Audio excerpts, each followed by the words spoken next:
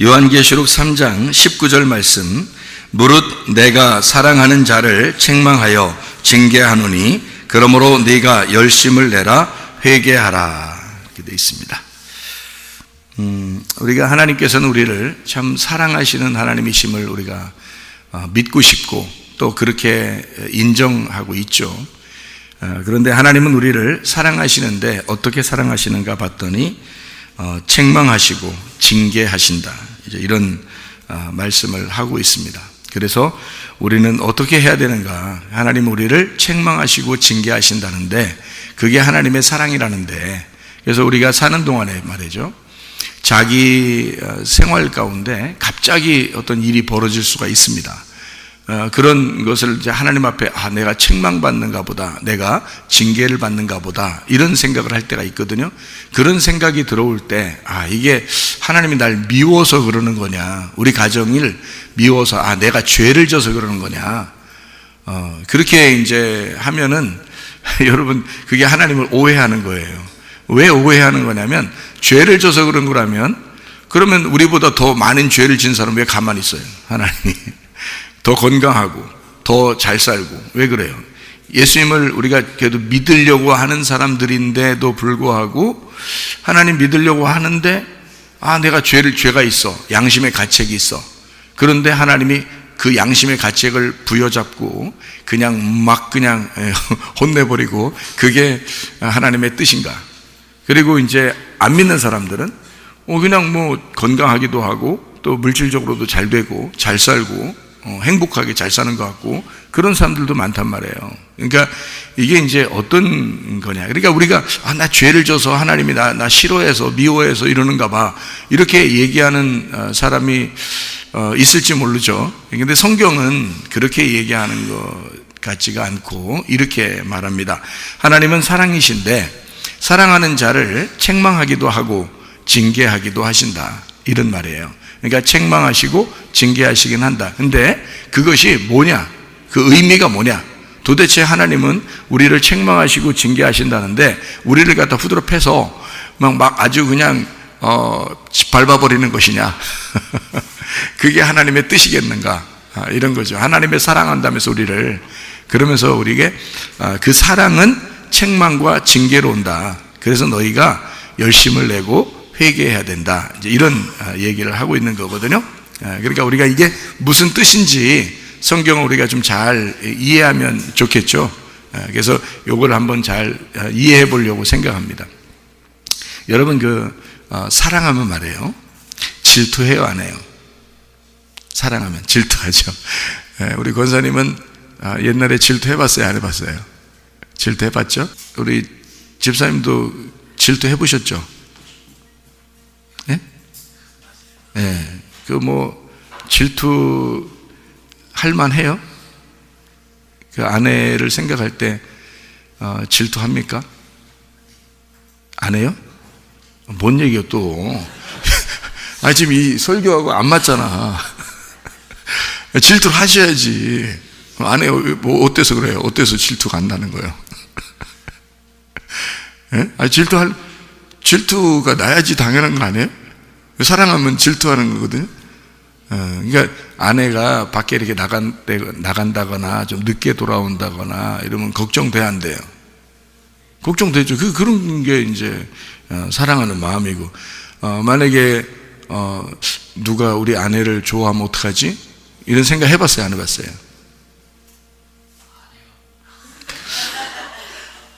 그럴 만한 아내는 아니다. 그런 거예요? 예? 믿으니까. 그렇게 할 만한 또 여인도 아니에요, 보면.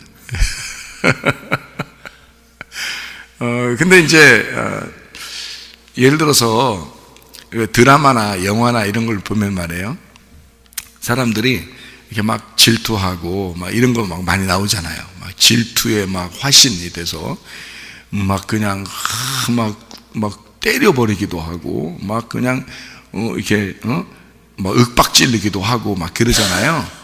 그래서 밖에 나갔다가 늦게 돌아오는 남편을 향해서 아내가 막 가슴을 때립니다. 응? 가슴을 막 때리면서 뭐라고 그래요? 왜 늦게 왔냐고 막 그래요. 늦게 오면 안 되는 거예요? 왜 막 가슴을 때리고 그래요? 사정이 있겠죠. 뭐 사정이 있겠죠. 뭐 하긴 사정이 있겠죠. 그렇게 살면 그냥 밋밋하니 그냥 밥 먹었어? 이제 씻고 자. 이렇게 말만 하면 안 되죠. 이게 사랑한다면 늦게 들어오면 왜 늦게 들어왔냐고 막 이래서 이 여자가 왜 이려? 이제 남자 이제 들어와서 이 여자가 왜 이려? 그러면 여자가 그렇게 이제 기다렸어. 그러니까 무슨 일이 벌어지는지 몰라. 연락도 안 되고 그래서 막 무슨 일이 벌어졌는지 핸드폰도 꺼 있고 막 이래서 막 걱정이 돼가지고 그렇게 있다가 남편이 들어왔는데 어떤 마음이 들어오냐면 반갑고 하나는 반갑고 막 다행이다 이런 생각이 들고 그죠? 야 진짜 다행이다 반갑다 막 이런 생각이 들고요. 그리고 또 한편에는 막 걱정된 것이 이제 막 마음이 이제 가라앉는 것 같고 그죠? 또 하나는 이제 화도 나고 화도 나지 화 안 나 있어요. 늦게는 자기는 얼마나 이 집에서 그렇게 기다리고 있는데 밖에서 뭐 하고 있는지 연락도 안 되고 이렇게 늦게 들어왔는데 한편으로는 걱정됐는데 들어왔어요. 한편으로는 막 화가 나는데 들어왔어요. 그러니까 가슴을 때리는 거예요. 때리면서 뭐 어떻게 해요? 가슴을 때리면서 울어요. 막 왜 이렇게 왔어? 막 하면서 울고 막 때리고. 그러니까 남자는 이제 황당한 거지. 갑자기 막 가슴 막 때리고 막 울고 그러니까 황당해서 왜 그려 도대체? 그러면 이제 여자가 뭐라 그래요 거기서? 당신이 미우니까 그렇지. 미워서 그런 거예요? 아니면은 사랑해서 그런 거지? 미워서 그런 게 아니죠, 그죠? 그리고 당신이 걱정되니까 그렇지. 이제 이거는 이제 조금 더 부드럽게 당신이 걱정되니까 그렇지. 이러면서 이제 진짜 그런 거잖아요, 사실 그죠? 그런 게 막 이제 막 가슴을 때리면서 운단 말이에요. 자, 그러면 말 안 해도 알지, 말 안 해도 알지. 그렇게 이제 할 때 이 남편이 이제 그 여자의 그 모습을 통해서 뭐를 느끼게 돼요? 자기를 돌아보게 되고 사랑하게 되고 정말 우리 아내가 나를 사랑하고 걱정하는구나 이런 걸 알게 되잖아요. 그걸 만약에 모르고 남편이 아내가 가슴을 막 때리니까 이게 미쳤나 내 가슴 내가 가슴이 요즘 얼마나 아픈데 가슴을 자꾸 때리나 이렇게 생각하면 이게 남편이 지금 올바른 생각이에요. 좀 정신적으로 지금 뭔가 지금 나간 생각이요. 정신적으로 나간 생각이요. 지금 부인이 지금 왜 그런 거예요? 지금 미쳐서 그런 게 아니에요. 지금 걱정돼서 그러는 거지. 그런 거죠. 여러분 이게 뭐냐면 지금 가슴을 때리니까 남편은 가슴을 지금 아파. 가슴이 아프지만 지금 부인의 생각엔 너무 나를 걱정해주고 반갑고 사랑해서 그러는 거야. 그렇죠? 여러분 보세요. 하나님이 우리를 책망하시고 징계하실 때 우리를 정말 미워서 그럴까? 우리 가슴을 때리는데 가슴이 아파. 그런데 우리를 진짜 가슴 때려서 막 구멍 내려고 주먹으로 때려서 손이 뒤로 앞에서 때리면 뒤로 나가게 하나님이 여기 때려서 뒤로 이렇게 구멍 나게 이렇게 하려고 그런 거예요? 그런 거 아니죠.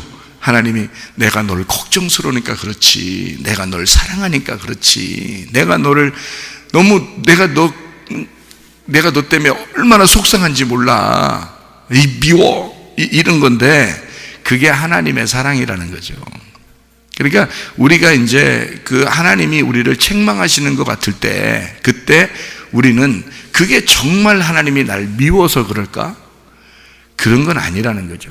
하나님이 우리를 사랑하시기 때문에 책망하시고 사랑하기 때문에 징계하신다. 이제 그거를 우리가 생각하고 성경을 보게 되면 하나님의 사랑이라는 걸 알고 그리고 성경책에 보이는 거죠. 그럴 때 우리가 마음이 어떻겠어요? 하나님은 나를 내가 어떤 상황에 있더라도 하나님은 나를 사랑하셔. 이런 마음이 들어오야 되죠. 우리가 뭘 잘하기만 해야지 하나님이 사랑하신다면 우리가 못하면 그러면 하나님 우리를 정말 다 미워하신다는 얘기인데, 그러면 그게 하나님이시냐고요. 그런 하나님을 어떻게 믿어요, 우리가? 무서워서. 그러니까 무서워서 믿는 하나의 종교처럼 어떤 신, 나를 해코지할지도 몰라 하는 그런 신을 믿는다면 얼마나 불안합니까? 그런 건 율법적이죠. 하나님은 그런 율법적인 하나님이 아니고 사실 우리에게 사랑이 많으신 하나님이거든요. 그러니까 하나님이 네가 어떤 상황, 다시 말하면 우리가 죄인인 거 다 알죠. 인간들은 다 죄인이니까 죄인인 거 아는데 그 죄인인 상태를 하나님이 아시고 책망도 하시고 징계도 하시지만 사실 그 마음속에는 뭐가 더 앞선 거예요? 걱정하고 사랑하고 그런 마음이 더 앞선 거죠. 그런 마음으로 우리를 책망하시기도 하고 가정에 문제도 있을 수 있고요. 몸에 병이 날 수도 있는 거고요. 그죠? 그런 거지 하나님이 진짜 그것 때문에 막 우리를 갖다가 괴롭히려고 그러는 건 아니라는 것입니다. 하나님이 그걸 통해서 뭔가 하나님의 마음을 깨닫게 하고 싶어서 하나님은 그런 것이다. 이게 성경 말씀입니다. 예를 들어서 우리가 어떻게 살다가 정말 힘들게 살다가 죽었다고 쳐보세요. 그러면 죽으면 어디로 가요? 천국에 갑니다. 그럼 천국에 가는 소망을 주신 거잖아요. 천국에 그럼 안 갈 거예요? 다 가야죠. 어차피 천국 다 가야 되는 건데. 사람이 언제 죽어도 죽어야 돼요. 왜? 죽고 천국에 가야 되니까. 그래서 이렇게 죽으나 저렇게 죽으나 일찍 죽으나 늦게 죽으나 어쨌든 죽어야 되는 거예요. 죽어야 천국에 가니까. 그래서 하나님이 죽일 수밖에 없는 거야. 왜? 천국을 가게 해야 되니까. 그래서 결국 사람들은 잘 살든 못 살든 오래 살든 짧게 살든 건강하든 아프든 가정에 문제가 있든 없든 어차피 한 번씩은 다 죽어야 돼요. 그래야 천국을 다 완전한 천국, 영원한 천국을 데리고 가니까. 그러니까 하나님은 그거를 딱 전제해 놓고 천국이라는 아름다운 장소를 전제해 놓고 우리를 이 땅에서 생사고락을 잇도록, 그죠? 생사화복이 있도록 그렇게 만들어 놓으셨다는 거예요. 이게 인생이라는 거죠. 이런 걸 통해서 하나님은 결론이 만약에 그렇게 나지 않았다면, 천국이라는 결론이 없다면 그건 불행한 거죠. 그러면 진짜 하나님 우리를 미워서 이렇게 하시는 거죠. 이 땅에서 천국이라는 전제가 없다면. 근데 만약에 천국이라는 전제를 해놓고 천국이라는 집을 지어놓고 그리고 우리에게 이 땅에서 네가 생사고락이 있는 거야, 생사화복이 있는 거야 라고 한다면 그거는 하나님 우리를 미워서 그러는 건 아니죠. 어떻게 됐든 간에 어떤 상황이든 간에 하나님은 천국을 준비해 놓고 있잖아요. 그러니까 하나님이 우리를 미워서 그런 건 아니다라는 것을 생각하고 성경을 보게 된다면, 그러면 그 사랑의 하나님은 믿지 않는 사람도, 죄가 우리보다 더 많이 있다고 생각되는 사람도 저렇게 건강하고 저렇게 잘 사는데, 그러면 내가 진짜 하나님이 날 미워서 나를 못 살게 하는 걸까? 나를 정말 미워서 이렇게 막 나에게 이렇게 징계하시고 책망하시는 걸까? 나를 정말 미워서 내가 이렇게 아픈 걸까? 그런 건 아니라는 거죠. 잘 생각해 보세요. 예수를 안 믿는 사람도, 교회를 안 다니는 사람도, 우리보다 더 악하게 죄를 짓는 사람도 더 건강합니다. 그리고 잘 사는 사람도 많습니다. 그러면요, 하물며 일부러 예수 믿는 사람들을 막 괴롭히고 더 아프게 하고 더 문제가 생기게 하고 더 죽이려고 그러고 이러겠느냐 이거야. 하나님께서. 하나님이 그렇게 하시는 게 아니라는 것입니다. 하나님이. 그래서 여러분과 저는 우리 인생 가운데 이런 일들은 누구나 있을 수 있다. 예수 믿는 사람이든 안 믿는 사람이든 건강이 문제가 올 수도 있는 거고 가정에 문제가 올 수도 있다는 얘기예요. 또 자기가 잘못해서 사업에 실패도 할 수도 있다는 얘기입니다. 그런데 그럼에도 불구하고 이거는 하나님이 나에게 한 것이 아니구나라는 걸 깨달으셔야 돼. 하나님이 나에게 한 거구나라고 그렇게 깨달은다면 하나님 안에 하나님이 나한테 해준 거라면 하나님 안에 병이 있어야 된다는 거예요. 그래야 하나님이 자기 병을 우리한테 주는 거지. 하나님 안에 어떤 문제가 있어야 된다는 거예요. 그래서 우리에게 막 싸우게 하고 화를 내게 하고 문제를 주는 거죠. 하나님 안에 문제가 있어야, 하나님 안에 뭔가 실패가 있어야 우리에게 그런 실패를 주는 거죠. 근데 하나님 안에 병이 없어요. 하나님 안에 문제가 없어요. 하나님 안에는 실패가 없어요. 하나님 안에는. 그럼 누가 가져다 주는 거냐 이거야. 이걸 마귀가 가져다 주는 거라 이거야.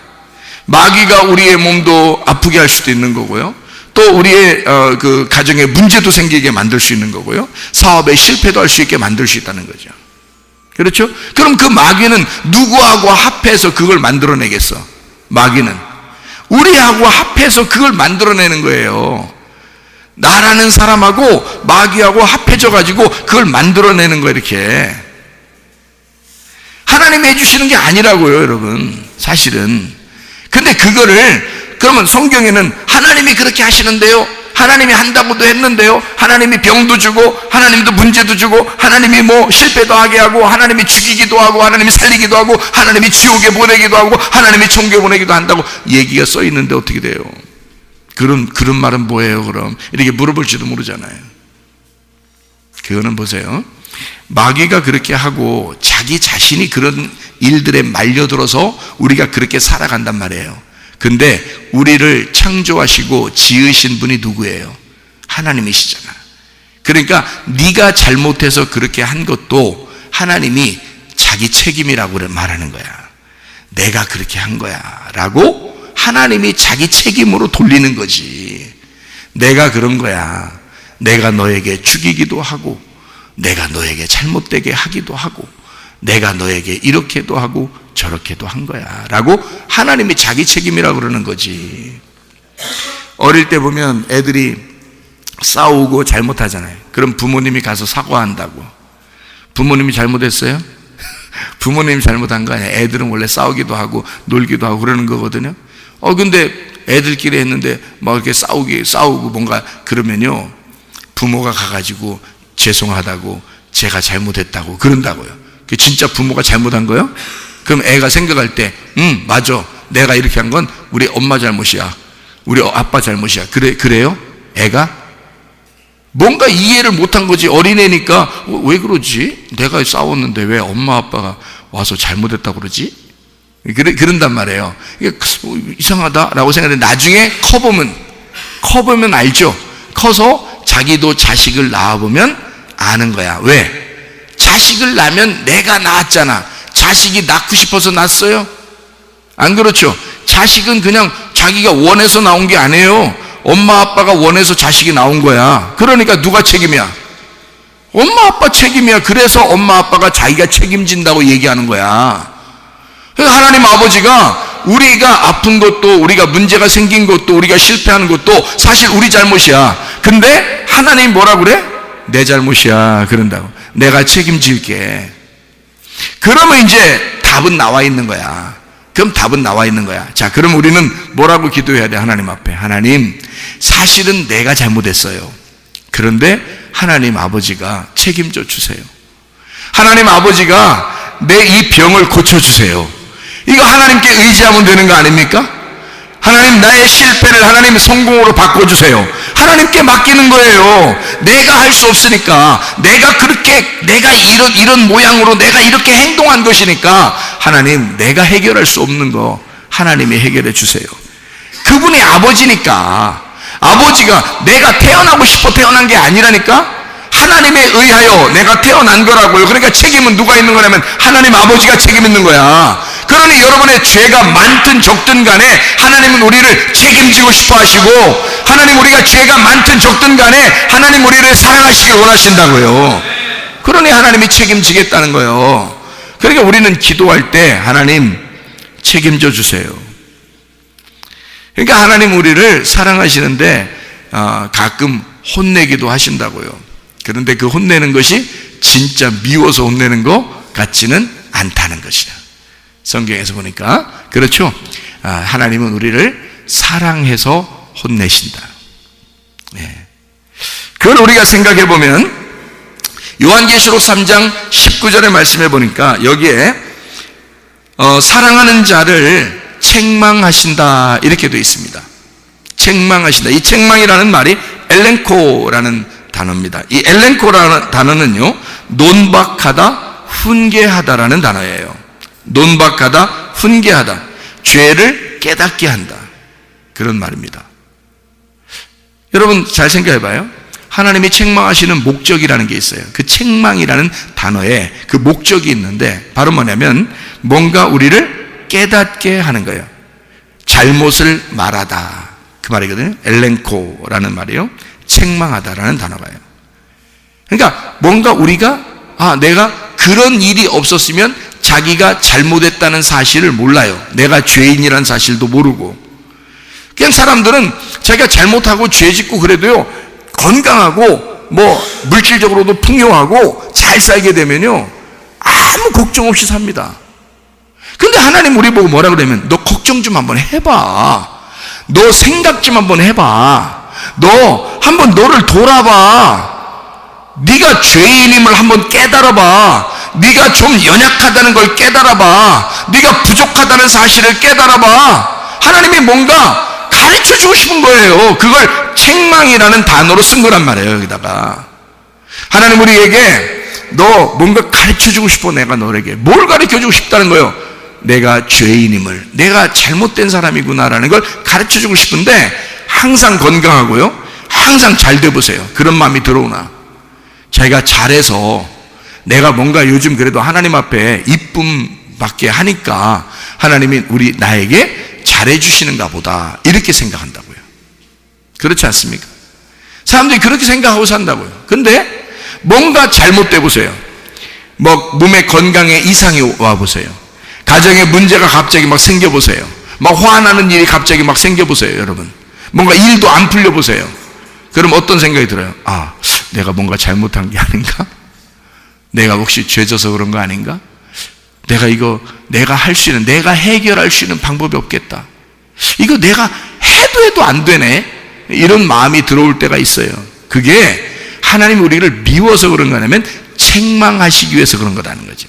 책망이 뭐라고요? 엘렌코. 이 엘렌코라는 게 뭐라고? 우리를 훈계하시고 가르쳐주시고 잘못을 인정하게 만들고, 그거란 말이에요. 너 죄인이야. 죄를 발견하게 만들고 이거를 하신단 말이에요. 그렇게 하지 않으면 우리는 희망이 없어요. 천국에 대한 희망이 없는 사람들이 된다고. 바리새인들과 똑같아진다고요. 나는 눈 떴어. 나 죄 없어. 나 잘 되고 있어. 나는 모든 게 잘 되고 있어. 그러면요, 하늘나라에 대한 희망이 없어. 예수가 찾아와도 예수를 핍박하고 예수가 찾아와도 못 알아봐. 근데요, 마음이 무너져 내린 사람이 있어. 괴로운 사람이 있어. 아주 괴로워 죽겠는 사람이 있어. 이런 사람은 가슴이 무너져 내려. 이런 사람은 하나님이 책망하시는 것 같아. 근데 책망하는 건 미워서 그런 게 아니야. 뭔가 내 잘못을 깨닫게 해주려고 하는 거야. 하나님이 내 연약한 부분을 알려주시는 거야. 내가 스스로 구원받을 수 없는 사람이구나. 이거를 깨닫게 해주시는 게 엘렌코라는 말입니다. 그래서 책망은 반드시 필요한 거다. 왜? 사랑하니까 그 사람을 구원해버려야 되거든요. 그 사람을 구원해서 영원한 천국에 데리고 가야 되니까 이 사람이 이 땅의 소경이라는 걸 깨닫게 해줘야 되거든요. 죄인이라는 걸 깨닫게 해줘야 되거든요, 여러분. 그러니까 책망을 하실 수밖에 없는 거예요. 하나님은 이 땅에 왜 예수 믿는 사람이, 교회에 다니는 사람이 왜 죽고, 예수 믿는 사람이 왜 아프고, 예수 믿는 사람이 왜 실패도 하고, 예수 믿는 사람들의 가정이 왜 문제도 생기느냐? 하나님이 그런 책망을 통해서 자기 자신이 소경이구나, 내가 죄인이구나, 내가 잘못된 사람이구나 라는 것을 깨닫게 하는 것이라, 그 말입니다. 책망은 반드시 필요한 거다. 왜? 사랑하는 사람이기 때문에. 사랑하기 때문에 책망하신다는 거지. 보세요, 사랑하는 자를 책망하신다 그러잖아요. 사랑하니까 책망하는 거라는 거예요. 그래서 우리는 늙어가는 거고요, 그래서 아픈 거고, 그래서 문제도 생기는 거고, 그래서 화나는 일도 생기는 거야. 그럴 때마다 자기를 돌아보게 하려고 하나님이 책망하시는 거죠. 그걸 통해서 뭔가 훈계하시고 가르쳐 주시려고 하는 거란 말이에요. 그게 책망이라는 단어입니다. 그리고 또 징계하신다네요. 징계하신다는 말이요, 파이디오라는 단어입니다. 파이디오라고 하는 단어는요, 아이 있잖아요. 아이를 훈련시키다라는 단어예요. 아이를 훈련시킨다. 그러니까 어린애기 때문에 훈련을 시켜야 되잖아요. 그 단어가 파이듀오라는 단어예요. 파이듀오. 그게 징계라는 단어거든요. 여기서 말하는 징계라는 단어. 전혀 우리가 생각하는 거하고 다르죠? 여러분, 우리가 생각할 때 하나님이 나를 징계하시는가 봐. 이렇게 생각하는 사람이 많아요. 하나님이 나를 징계하셔서 이렇게 몸도 병이 나고, 하나님이 나를 징계하셔서 하나님이 나를 미워하시는가 봐. 그래서 우리의 가정도 이렇게 풍지박산 나고, 하나님이 나를 미워하시고 징계하셔서 내가 실패하고 이랬는가 봐. 이런 생각하는 사람이 얼마나 의외로 많습니다. 왜냐하면 교회 다니기 때문에 하나님을 알거든요. 근데 하나님 너무 무서워. 그러니까 자기가 좀 잘못해가지고 이런 일이 벌어졌다고 생각을 하는 거거든요. 근데 하나님 그러지 않아요. 그렇게 징계하신다는 단어가요, 파이듀오입니다. 교육하다라는 단어예요. 여러분, 학교 왜 보내요? 학교 왜 보내? 애들을 학교 왜 보내요? 징계하려고 보내는 거예요, 그게. 여기 성경적으로 말하면 그게 파이듀오예요. 그러니까 학교에 보내는 것은 아이들을 징계하는 것이다, 그 말입니다. 학교 가는 거를 여러분, 아이들 학교 안 가면 너 왜 학교 안 가 그러잖아요. 학교 꼭 가야 된다 이러잖아요. 왜 그러네? 이거 좋은 거기 때문에 그런 거예요. 그러면 징계라는 이 단어는 나쁜 단어예요, 좋은 단어예요? 좋은 단어라는 거죠. 학교 공부를 얘기하는 거니까, 이 말이. 이 징계라는 이 단어가 파이듀오라는 단어인데 가르치다라는 단어예요, 이 말이요. 교육하다라는 단어입니다. 그러니까 이 단어는 굉장히 좋은 단어예요. 징계라는 이 단어가. 우리가 말하는 하나님이 날 징계하시는가 봐, 이런 말이 아니라고요. 그런 게 아니라 하나님이 나를 가르쳐 주시는 학교가 되시겠다, 그 말이거든요. 하나님이 나를 가르쳐 주시는 선생님이 되시겠다, 그런 말이거든요. 이게 파이듀테스에서 나온 단어인데요, 이게요 훈련 교사라는 단어예요. 그리고 교육가라는 단어입니다. 그러니까 하나님이 나를 사랑하셔서 징계하신다는 말은 하나님이 나의 선생님이 되신다는 뜻이에요. 아유, 여러분, 좋은 선생님 만나면, 여러분 기도하죠. 학생들, 자기 자녀들 학교 보내면서 하나님 좋은 선생님 만나게 해주세요 이러잖아요. 그럼 학교에 보내는 게 징계고요, 징계하는 거고, 그리고 하나님이 징계하시는 분이라 그러면 하나님은 우리의 자녀들에게, 나에게 좋은 선생님이 되신다는 뜻이에요. 하나님이 선생님이 되신다. 자, 보세요. 하나님 우리가 사랑하시는데, 사랑하는 사람을 어떻게 한다고요? 책망하신다. 책망이라는 건 나의 잘못을 깨닫게 하고요, 그리고 징계하신다. 나를 가르쳐 주신다. 선생님이 되신다, 그 말이에요. 나의 잘못을 알게 해주고 앞으로 잘 잡아주는, 이게 삐뚤어 나가지 않도록 바른 길로 잡아주는 선생님이 되신다. 이게 어떤 사람에게 그래요? 미워하는 사람한테 그래요? 사랑하는 사람한테 그러겠어요? 사랑하는 사람이니까, 내 자녀니까 가르치고 싶은 거야. 그렇잖아요? 아니, 남자식 갖다가 가르쳐요? 여러분은 남자식 아무나 지나가는 사람 다 가르쳐요? 여러분? 그러지 않아요. 자기 자식이니까 돈을 들여서라도 가르치려고 하잖아요. 그렇죠? 그러면 하나님은 우리에게 반드시 어떻게 해야 돼? 반드시 책망하시고 반드시 징계하셔야 되는 거지. 성경에서 말하는 그 책망과 징계를, 단어를 잘못 이해하기 때문에 사람들이 오해가 온 거예요. 무슨 오해가 온 거냐? 하나님이 뭔가 좀 무서운 하나님으로 여겨지는 거예요. 그런 말이 아닌데, 그런 의미가 아닌데, 우리가 생각할 때 하나님을 너무 무섭게 생각할 수밖에 없도록 사람들이 한국말로 그렇게 얘기를 하고 있다는 얘기입니다. 근데 사실은 그렇지 않아요. 그런 말이 아니기 때문에. 그래서 저는 이런 하나님을 이렇게 발견하고 난 다음에 제가 어떤 생각이 들어오냐면, 하나님이 나를 정말 사랑하시는구나. 내가 어려움 당해보고, 나도 내 잘못 때문에 내가 잘못되고 이렇게 실패하고 모든 것을 다 잃어버리고, 내 몸에 문제가 생기고, 내 가정에 문제가 생기고, 우리 교회에 문제가 생기는 경우도 있습니다. 그래서 나는 모든 것을 다 포기하고 다 그만뒀었거든요, 실제로. 그래서 다 그만두고 저는 다 포기했었습니다. 근데 내가 나중에 하나님 주님을 만나고 난 다음에 내가 발견하게 됐어요. 아, 주님이 나를 사랑하시는구나. 주님이 나를 정말 사랑하시는구나라는 걸 깨닫게 됐어요. 이게 왜 그래요? 하나님이 나를 책망하셨구나.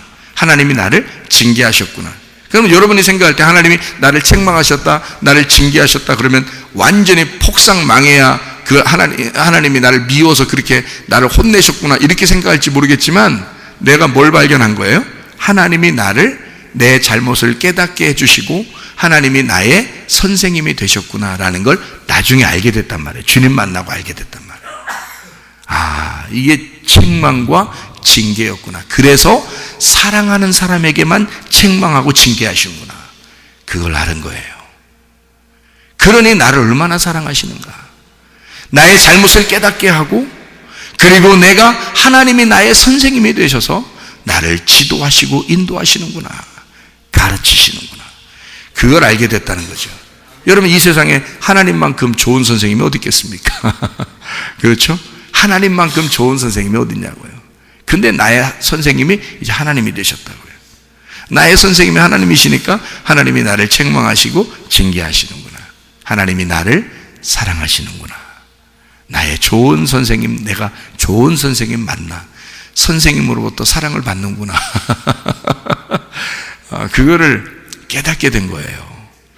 그러니 하나님이 내가 무슨 잘못을 하든 않든 상관없이 하나님은 나를 사랑하시는 거야. 그걸 깨닫게 해주시는 게 사랑이잖아요. 그걸 깨닫게 해주고 바른 길로 잡아주고 말이죠. 우리가 주님 안에서 이렇게 잘 살아갈 수 있도록 만들어 주시려고 하는 그 선생님의 마음을 알게 됐다는 거죠. 어떤 선생님은요, 진짜 좋은 선생님이 있거든요. 정말 자녀같이, 학생들을 자녀들같이 돌보는 선생님이 있잖아요. 그래서 자녀들같이 선생님 막 돌보는, 그래서 그 따로 자기, 옛날에는 그랬어요. 요즘에는 그런 선생님 별로 없을지도 몰라요. 요즘 시대가 바뀌었으니까. 근데 옛날에는 자기 집에 부르기도 합니다. 어떤 이렇게 어려운 학생들을 집에 부르기도 해서 같이 위로해주고 같이 먹기도 하고, 이렇게 또 그 집에 찾아가서 그 가정을 위로해주고 같이 먹으면서 뭐 선물도 사다 주고, 그런 선생님들도 있었어요. 진짜로요. 그래서 그 학생이 그 선생님을 평생 잊지 못하고 살아가는 그런 학생들도 제가 얘기를 들어봤습니다. 저도 그런 걸 봤고요. 그런 선생님이 있다는 것을 제가 봤어요. 아, 정말 저 선생님은 정말 좋은 선생님이다. 그래서 그 우리 누님도 어릴 때, 초등학교 때 말이에요. 우리 누님도 그 여자 선생님이 계셨는데, 우리 누님을 그렇게 이뻐하고 자기 집으로 이렇게 오라고 해서 같이 잠도 자고, 그러면서 이렇게 가르쳐주고 얘기도 하고, 그런 선생님이 있었어요. 우리 누님이 평생을 그 선생님 잊지를 못하고 있더라고요. 예. 그런 선생님들도 있었어요. 옛날에 그랬거든요. 근데 우리 하나님이요, 정말 좋은 선생님이십니다. 왜 이게 구약은 뭐라고 그러냐면 율법적인 하나님이시잖아요. 구약은, 그죠? 율법적인 하나님. 그러니까 우리가 다소 구약을 보면서 무섭잖아요. 예, 무서운 마음이 들거든요. 구약을 보면서는. 그런데 율법적인 그 하나님이 어떤 하나님이냐면 책망하시고 징계하시는 하나님이거든요. 근데 신약의 하나님은 예수님으로 오셔가지고 우리를 사랑하시고 은혜를 베푸시고 구원하시는, 용서하시는 하나님이시거든요. 그러니까 우리는 신약을 더 좋아할 수가 있습니다. 구약보다. 근데 구약을 왜 있느냐 이거예요. 구약이라는 율법이 왜 있고 하나님, 율법적인 하나님이 왜 존재하시느냐면 우리를 바로 잡아주는, 책망하시고 징계하시는 하나님이 꼭 필요하기 때문에 그래요. 그래서 그거를 율법을 몽학선생이라 그렇게 말하는 거예요. 우리에게 몽학선생. 그래서 선생님이다 그러는 거죠. 선생님이 있어서 우리를 율법으로 잘 잡아준다는 얘기예요. 그게 뭐 때문에? 아버지 하나님의 사랑이 이 율법 선생님을 두고 우리를 잘 바로 잡아주려고 했던 거죠. 그러니까 하나님 아버지의 사랑이 율법 선생님을 통해서 우리를 바로 잡아주려고 했던 거잖아요. 그러니까 여러분, 우리가 잘못할 때마다 하나님 어떻게 우리를 책망하시고 징계하시면 그게 사랑하시는 거죠. 그게 하나님이 우리에게 학교 선생님이 되신다는 말입니다. 그 그게 우리를 따라다니시는 거예요. 우리를 간섭하시는 거예요. 만약에 그런 일이 안 벌어져. 예를 들어서 우리가 볼 때, 야, 저 사람 진짜 나쁜데 아무 일이 안 벌어져. 그 사람은 하나님을 몰라서 그런 거야. 하나님을 몰라서 그냥 하나님이 두시는 거예요. 근데 하나님을 아는 사람들은요, 가만 내비두나요? 안 내비둬요. 하나님이 가만 내비두지 않습니다. 책망하고 징계해서라도 바르게 잡아주려고 그러죠. 왜냐하면 자기 자식이니까 그렇게 할 수밖에 없는 거예요. 그러니까 여러분, 이게 하나님의 그 책망과 징계가 올 때 하나님은 뭐를 전제하고서 우리를 그렇게 하신다? 하나님은 사랑하시는 아버지로서 우리에게 그렇게 몽학선생을 붙여둔다는 얘기입니다. 그게 책망과 징계. 하나님은 우리가 미운 단어가 아니에요. 그게 책망과 징계라는 단어가 무슨 단어냐? 나를 발견하게 하는 게 책망이라는 단어고, 징계라는 단어는 나를 가르치신다는 단어란 말이에요.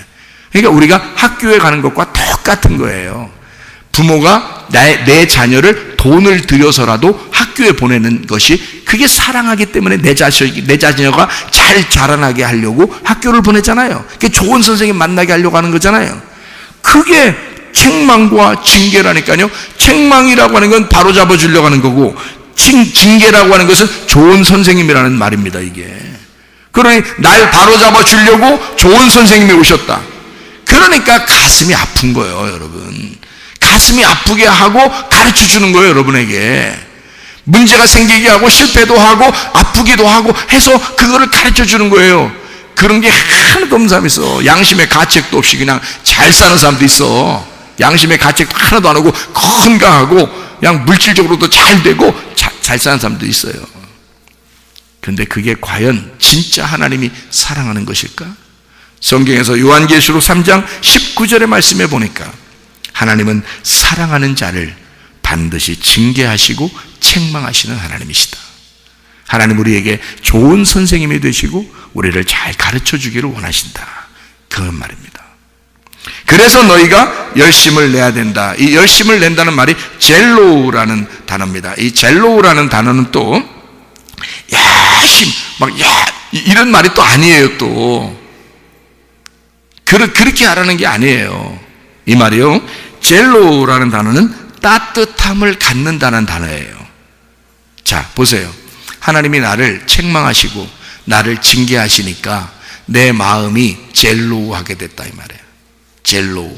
젤로우라는 말이 뭐라고요? 이게 따뜻함을 갖게 됐다는 말이야. 자, 누가 나를 정말 사랑하는 것을 알게 됐어. 그러면 이 속에 따뜻함을 유지하게 되죠. 예, 젤로우하게 된단 말이에요. 그게 열심을 내라. 이게 따뜻함을 갖는다라는 말인데요. 이게 사랑한다라는 말이에요. 사랑하다 말이고요. 그리고 탐하다, 이게 질투하다라는 말도 됩니다. 멸망하다라는 말도 되고요. 그러니까 내 자신이 멸망되고, 그리고 내 자신 속에서 질투심이 유발되고, 질투심은 뭐 때문에 난다고요? 사랑하기 때문에 질투하는 거예요. 그러니까 하나님이 나를 그만큼 사랑하니까 나도 그 하나님에게 집중적으로 사랑받고 싶은 거예요. 그렇죠? 그러니까 젤로우하게 된다. 따뜻한 마음을 갖게 된다. 옛날에 제가 어릴 때 학교 다닐 때 말이에요, 옛날에는 이상하게 요즘 아이들 같지 않고 옛날 어린아이들은 좀 집에서 잘 안 씻고 오는 학생들도 있었고요. 그리고 이렇게 그냥 참 다 어려웠으니까, 제가 어릴 때는 사람들이 다 어려웠어요. 그래서 학교에 와가지고 또 이렇게 좀 이상한 행동을 하는 아이들도 있었고요. 요즘같이 막 이상한 화내는 이런 행동이 아니라 주눅 들어있고 뭔가 이렇게 이런 아이들도 있었어요, 옛날에요. 그런데 요즘 그 아이가, 어떤 아이가 있었는데 이 아이가 앉아서 오줌을 싼 거예요. 의자에 앉아있다가 오줌을 싼 거예요. 근데 아무도 못 봤어요. 아무도 못 봤어요. 선생님만 앞에 있다가 본 거예요. 이 다른 아이들도 못 본 거고, 선생님, 아이들 옛날에는 선생님 쳐다보지 않으면 안 되거든요. 혼나거든요, 옛날에는. 그러니까 선생님만 쳐다보고 있으니까 아이들 다 선생님 쳐다보고 있으니까 이 어떤 아이가 중간에서 오줌을 싼 거예요. 근데 그거를 선생님만 본 거야. 근데요, 이 선생님이 참, 여러분 생각 어떤가 모르겠어요? 선생님이 갑자기요, 막 이렇게 양동이 옆에 이제 그 옛날에는 양동이 이렇게 뭐 청소하려고, 물 청소하려고 하나씩 떠놓은 게 있었거든요. 물을. 그리고 이제 그 걸레도 이렇게 놓기도 하고 이렇게 뒤에다 놓고 그렇잖아요. 양동에 물이 있었단 말이에요. 근데 물을 갖다가 양동이를 딱 가져와서요, 갑자기요, 응? 너 왜 숙제 안 했냐고 그 아이한테 부어버린 거예요. 양동이로 물을 확 부어버린 거예요. 여러분, 애들 깜짝 놀랐겠죠? 아이들이 깜짝 놀랐겠죠? 근데 아이들은 무슨 생각하겠어요? 선생님이 이 아이를 혼냈구나 생각했겠죠. 근데 이 아이는 선생님에 대해서 무슨 생각을 했겠어요? 선생님이 내가 오줌 싼 거를 감추어 주었구나 라고 생각하는 거죠. 실제로 그 선생님은 이 아이가 다른 아이들한테 창피당하지 않게 하려고 물을 부어버린 거예요. 그럼 이제 물을 부어버렸으니까 물 때문에 이게 밑에 물이 있구나라고 생각하게 된 거죠. 다른 사람들은. 그러니까 이 아이는 어차피 친구들하고 같이 놀아야 돼요. 선생님하고 노는 게 아니고 친구들하고 놀았는데 친구들한테 너무 비난당하고 애들이 싫어하고 그러면 막 왕따시키고 막 싫어하고 그러면 안 되니까 이 선생님은 그런 거를 방지하기 위해서 물을 부어버린 거예요. 이 아이가 평생 그 선생님 잊을까 못 잊을까? 못 잊는 거야. 그 얘기를 제가 초등학교 때도 들었고 중학교 때도 들었어요. 그러니까 그 얘기가 전달돼 계속 내려온 거죠.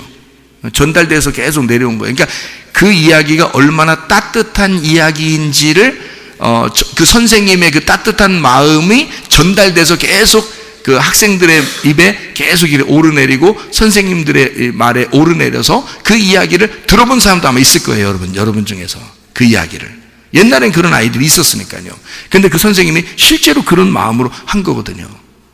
근데 아이들은, 그러니까 친구들은 무슨 생각할까요? 얘가 선생님한테 혼났구나. 선생님한테 혼났다고 애들끼리 왕따시키진 않거든요. 근데 오줌을 싸고 혼자 좀 이렇게 바보 같은 아이처럼 이렇게 보이면 아이들이 좀 이상하게 생각하잖아요. 그러니까 그거를 선생님이 아니까 부모된 입장에서 내 자녀가 저러면 이란 마음이 들었겠죠? 그러니까 물을 부어버린 거예요.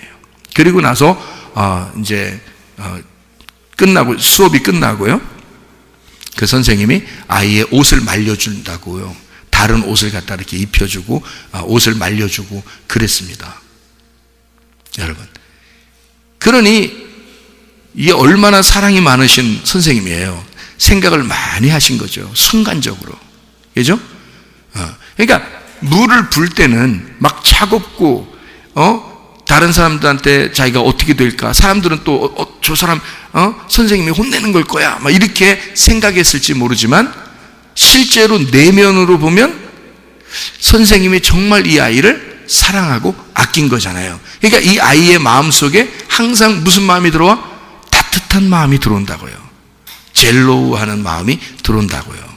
그러니까 자, 주님께서 사랑하는 자를 책망하시고 징계하시니까 어때? 어떤 마음이 우리 속에 들어와? 열심히 하고 싶은 마음이 들어와. 그 주님을 사랑하고 주님에게 더 잘하고 싶은 마음이 들어와.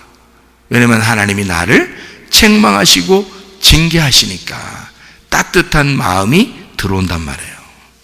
그게 열심을 내라 라는 단어거든요. 이게요, 젤로스에서 나온 단어입니다. 이 젤로스라는 말이요, 열이라는 단어고요, 이게 열심이라는 단어고, 열정이라는 단어고요, 질투라는 단어입니다. 그러니까 사랑을 독점하고 싶은 거예요. 저 선생님이 나를 이렇게 사랑하니까 내가 더 열심을 내야지. 그 말은 내가 더 사랑받도록 해야지 라는 말이거든요. 그게 열정이 나오는 거예요. 열심히 나오는 거란 말이에요. 그게 젤로스라는 단어거든요. 그러니까 열렬한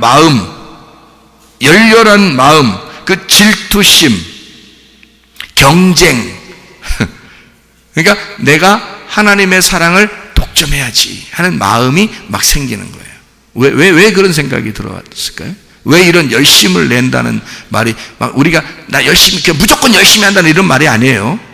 하나님의 책망을 알았단 말이에요. 무슨 의미인지, 하나님의 징계가 무엇인지 알았단 말이에요.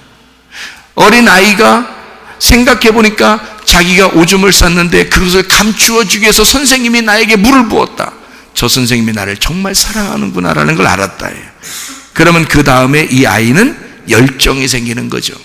선생님에 대한 사랑이 생기는 거죠. 그 열심이 생긴단 말이에요. 그래서 더 공부를 열심히 하게 되고 더 선생님을 사랑하게 되고 더 존경하게 되고 그런단 말이죠. 그게 열심. 그러니까 하나님의 그 사랑에서 나온 그 젤로스, 그 열심. 이 젤로라고 하는 단어가 젤로스라는 이 단어, 열심이라는 단어에서 나온 거고요. 이 젤로스라는 단어는 제오라는 단어에서 나왔는데, 이 제오라고 하는 단어는 뜨겁다, 막 액체가 물이 막 끓는다는 그런 단어고요. 고체, 이런 그 딱딱한 것이 빛이 나는 것을 의미하는 거고요. 열정적인 걸 말하는 것입니다. 열렬한 그 사랑, 이게 질투심이라는 거고요. 그게 젤로라는 단어가 이게 열심을 내라라는 단어인데, 이 열심을 내다라는 젤로라는 단어는 젤로스라고 하는 그 질투, 그 열심, 그 사랑에서 나온 단어, 그 따뜻한 마음이에요. 여러분, 이런 질투심이 없이 내가 누구를 사랑한다, 이거는 거의 못 느끼는 거죠. 아직 그 사랑에 대한 것을 아직 못 느끼는 거죠. 여러분, 하나님이 나만을 바라보고 하나님이 나만을 사랑하신다라고, 그리고 하나님이 나를 그렇게 사랑해 줬으면 좋겠다라는 그런 속에 사랑이 나오는 것은 그런 책망과 징계를 받아본 사람만이 그런 따뜻한 마음이 생기는, 그 질투심이 생기는 거란 말이에요. 여러분, 하나님이 자기가 목숨을 버려 우리를 사랑했다고요. 그러면 우리에게 무슨 마음이 들어오겠어요? 하나님은 우리에게 대한 하나님의 마음, 어떤 마음이 들어오겠어요? 젤로스 하는 마음이 들어온다고요. 얘기해요. 그 질투심이 들어온다고요. 너는 나만 바라보게 하고 싶어. 너는 나만 사랑하게 하고 싶어. 난 너만 사랑하는데, 난 너만 바라보는데 너도 나만 바라봤으면 좋겠어. 그게 젤로라고 하는, 젤로스, 이 제오라고 하는 그 따뜻함이란 말이에요. 그 열정, 그 열심, 열렬한 사랑, 그게 질투라는 거라고요. 이게 정말 너는 나만 바라봤으면 좋겠어, 그런 거거든요. 여러분, 아내와 남편이 사랑하는 게 이렇게 사랑해야 되거든요. 근데 우리의 신랑 되신 예수님은 나를 그렇게 사랑하신다고요. 그걸 나는 발견했다고요. 그러니까 나도 우리 신랑 되신 예수님을 열렬히 사랑할 수밖에 없는 거야. 젤로, 이해하세요? 그러니까 열심을 내라, 그 말이에요. 이게 그런 단어라고요. 그러니까 막연히 그냥 우리가 야 열심히 그냥 교회 섬겨, 야 열심히 주님 사랑해, 뭐 열심히 하나님 믿어, 이런 말이 아니라고요. 주님의 책망과 그 징계가 있으니까, 그 하나님의 사랑이 무엇인지를 깨달았으니까, 그 따뜻한 하나님의 사랑의 마음을 알았으니까 내 속에서 따뜻한 마음이 생긴단 말이에요. 그 주님에 대한 그 열렬한 그 열심이 생긴단 말이죠. 그래서 사랑하는 마음, 그게 열심을 내라라는 단어거든요. 어떤 사람에게? 사랑하는 자요, 주님이 사랑하는 그 사람을 책망하시고 징계하셔서 너희가 열심을 내라. 너에게 따뜻한 마음이 들어갔으면 그 따뜻한 마음으로 열렬하게 주님만 사랑하고 질투해봐라, 그 말이거든요. 저는 주님께 대한 질투심이 강력합니다. 왜냐하면 주님에게서 제가 질투심을 발견했거든요. 그러니까 이게 사랑이라는 거죠. 저는 그 질투심으로 우리 아내를 사랑합니다. 아내의 그 질투심을 내가 유발합니다. 왜냐하면 나는 그 사랑을 알았으니까, 진짜 질투의 사랑을 알았으니까, 그게 진짜 사랑이라는 걸 알았으니까, 그 주님이 우리를 질투하신다니까요. 여러분을 정말 질투하신 그 사랑을 깨달아야 돼. 열심을 내라, 회개하라. 회개하라는 말이 또 여기서 또 뭔가, 회개하라는 말은요, 메타노에오라는 단어예요. 메타노에오. 이 메타노에오라는 단어는요, 바르게 생각하다라는 단어입니다. 이게요. 그리고 재고해봐라, 다시 생각해봐라, 그런 말이에요. 이게 회개하라는 말이거든요. 니우치다라는 단어예요. 이게 어디서 나온 단어냐면 메타라는 말하고 노에오라는 단어의 합성어예요. 이 메타라는 말이 한복판, 중앙이라는 단어예요. 가운데라는 단어예요. 그러니까 관역에서 벗어났는데 다시 관역으로 돌아오라는 말이고요. 이게 딱 연합해라, 예수님과 하나, 하나님과 하나가 된 그 마음으로 돌아와라는 것이거든요. 그래서 메타라는 말하고 노에오라는 이 단어가요, 노에오라는 단어가 마음을 사용하여 이해하다라는 단어입니다. 그러니까 이 말은 마음에 두다라는 말이고 심사숙고하라는 말이거든요. 이게 어디서 왔냐면 누스에서 왔어요. 이 누스라는 단어가 마음이라는 단어거든요. 그러니까 마음하고 하나가 되라는 얘기고요, 하나님의 마음을 깨달으라는 단어입니다. 그러니까 하나님 마음을 이해해라, 그런 말. 그게 회개하라는 단어예요. 그러니까 우리는 생각할 때 회개하라 그러면 회개 이게 또 회개인 줄 알아. 그 말이 아닌데, 그 말이 아니에요. 자, 그럼 제가 한마디로 쭉 설명해 이제 마칠게요. 자, 봐요. 요한계시록 3장 19절의 말씀은 하나님은 사랑하는 자를 책망하신다. 그 책망하시고 징계하신다. 하나님 어떤 사람을 사랑하기 때문에 사랑하니까 책망하시고 징계하신다. 책망이라는 말은 엘렌코, 가르친다, 훈계한다, 잘못을 깨닫게 한다는 말이에요. 그리고 징계한다는 말은 파이디오, 우리를 아이를 훈련시켜서 잘 가르치고 교육하고 선생님이 된다, 그 말입니다. 그러니까 너를 잘 가르쳐서 책망하고 징계해 너의 선생님이 되겠다. 그러니까 따뜻한 마음의 선생님, 진짜 선생님, 진짜 사랑의 부모가 되겠다라는 말이에요. 책망하시고 징계하신다. 어떤 사람이기 때문에 사랑하는 자니까, 나의 사랑하는 자니까 내 아들, 내 딸에게 진짜 가르치는 선생님이 되겠다는 말이에요. 이게요, 책망하고 징계한다는 말이에요. 그러니까 너는 열심을 내라. 자, 질투심을 유발할 정도의 따뜻한 사랑을 가져 나에게 사랑을 독점받아라. 그리고 나만 사랑하기로 결심해라. 내가 그렇게 널 사랑하니까 너도 나를 그렇게 사랑해야 된다, 그런 말이에요. 그래서 그것을 네가 이제까지 이런 생각을 못했지만 이 생각을 오늘 이 말씀을 들으면서 네가 회개해라. 마음을 고쳐먹어라. 하나님이 나를 미워하셔서 책망하고 징계하시고 우리 가정을 이렇게 만들어놨나? 라고 하시는 게 아니다. 하나님은 천국이라는 걸 딱 정해놓고 이 땅에서 하나님 우리를 잘 사랑하기 때문에 우리를 책망하시고 징계하셔서 가르쳐 주시고 선생님이 되시려고 하신다. 그것도 따뜻한 마음의 선생님이 되시려고 하신다. 그래서 네가 그 따뜻한 마음을 가져서 하나님의 사랑을 독점받기를 원하시는 하나님이다. 그렇게 네가 마음을 고쳐먹어라. 이게 회개하라라는 단어입니다.